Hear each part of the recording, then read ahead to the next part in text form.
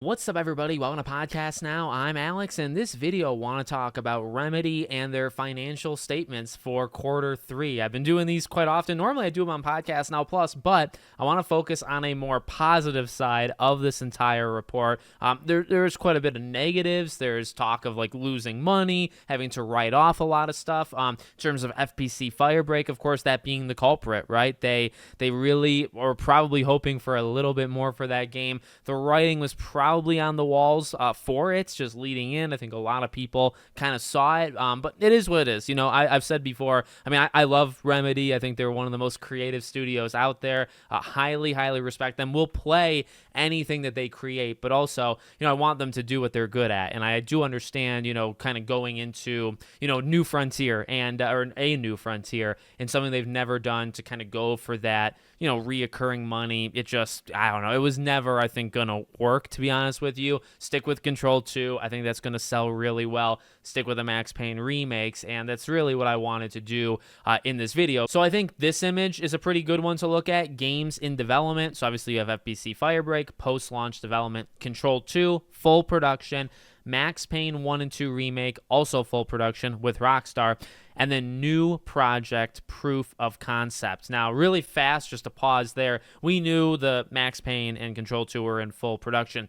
One thing to say there is Alan Wake 2 moved through full production insanely quickly, and we're going to get to when I think these two games are going to come out, but I think they're going to come out rather fast. But that new project, I've done this every quarter. I forget if that's new or not. Maybe I should have went back and looked at the previous quarters. But the thing with that, if you recall, within the last year, I definitely made a video on this one as well. There was an analyst that was predicting, I think, future Remedy titles, kind of their market impact, like how well they would do, and also when they would come out.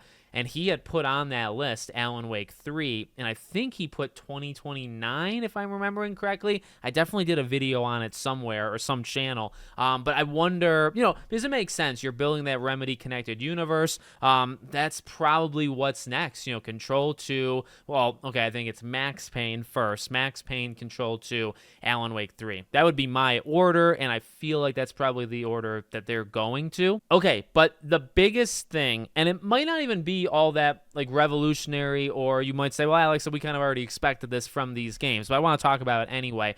Strategy and targets. So they want to double the 2024 revenue by 2027 with continued growth beyond this milestone, and then the EBITDA margin of 30% by 2027, and maintain that minimum level throughout the strategy period. So, look, you don't have to know what fancy, I don't even know what half those words mean. No, you don't really need to know a lot of that stuff, except for, okay, so they want by 2027, they're expecting in 2027, or maybe even the tail end of 2026, they're expecting some pretty nice things, right? Because you think about 2024, to double the revenue of one of their most successful years, right, which was 2024, to double that, what would you need? I think you would need either one or both of Max Payne and Control 2.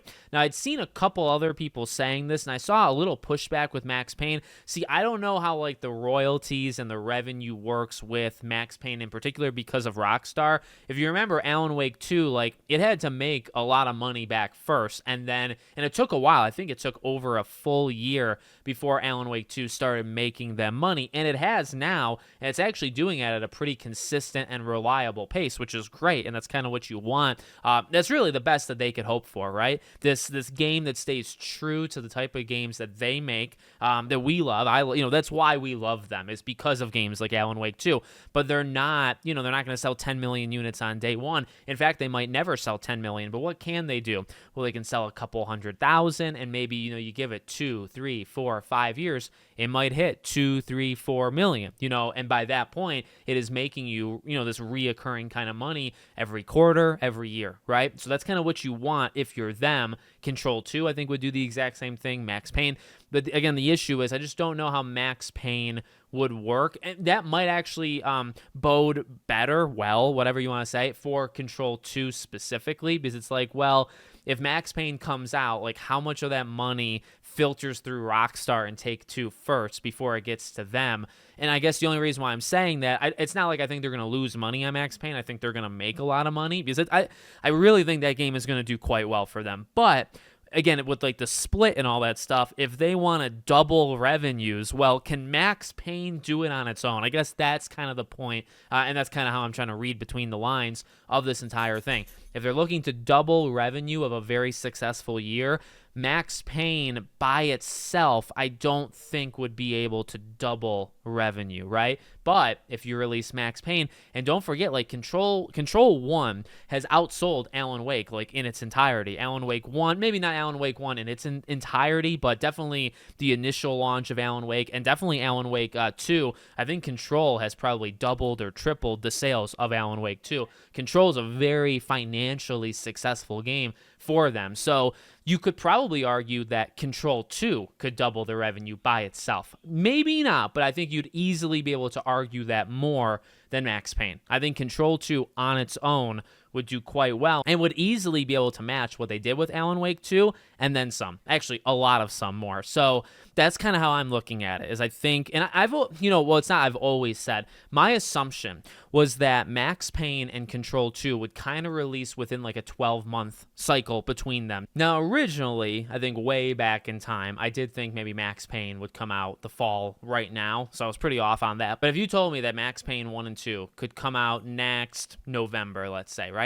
And then Control 2 would come out the following summer. Now, Control 1, I believe, came out maybe that August of that summer. So if you told me Max Payne was like next October, November 2026, and then Control 2 was like July or August 2027, I think that's, number one, that's definitely how you do this. That's definitely how you make a lot of money in less than a 12-month period. But number two, I think that just makes the most sense. Max Payne went into full production first, right? And again, I've really, I think, done these breakdowns for them every quarter for the last like year and a half or so. So I remember like Max Payne, I think, went into full production about half a year before. And that, I mean, half a year doesn't mean it would come out half a year earlier, but there's some range there. But at the same time, it went into full production first. So I feel like Max Payne has always been ahead of Control 2. So Max Payne's coming out first. That's always been my belief. But I also believe they're not going to release too far. It's not that you're going to get Max Payne and you're going to have to wait 2 years later for. I really think